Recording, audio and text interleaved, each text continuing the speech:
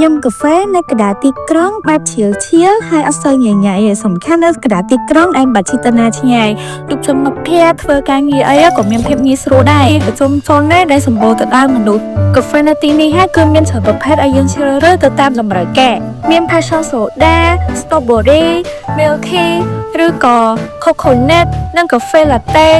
caramel អីជាច្រើនដែលអ្នកទាំងអស់គ្នាអាចជ្រើសរើសបាន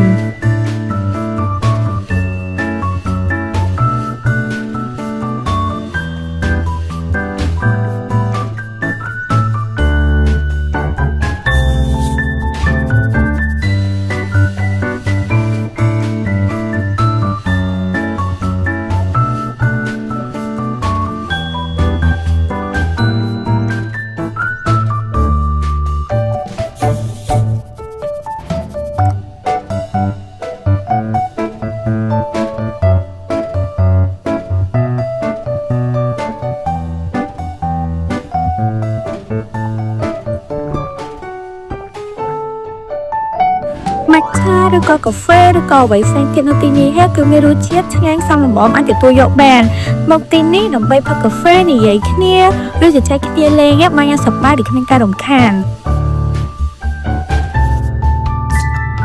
មានបងនៅទីនេះជាងអាចស្ដាប់កំដរអារម្មណ៍ទៀតលយហ្មង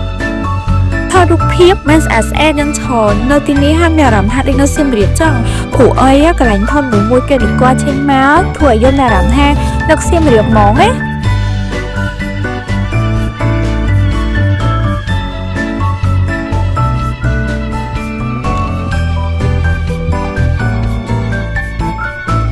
ចំពោះទីតាំងហាងបងជិះមកត្រង់ខាងផ្សារអ៊ីអន1បងជិះមកត្រង់តិចអញ្ចឹងអ្នកទាំងអស់គ្នានឹងឃើញផ្សារអ៊ីអន1នៅខាងឆ្វេងដៃអញ្ចឹងអ្នកទាំងអស់គ្នាជិះមកត្រង់តិចបើខាងស្ដាំដៃទៅតាមដង្ហើមនេះអ្នកទាំងអស់គ្នាជិះត្រង់តិចទៅអ្នកទាំងអស់គ្នានឹងឃើញតូកាហ្វេដ៏ខ្ជូតមួយ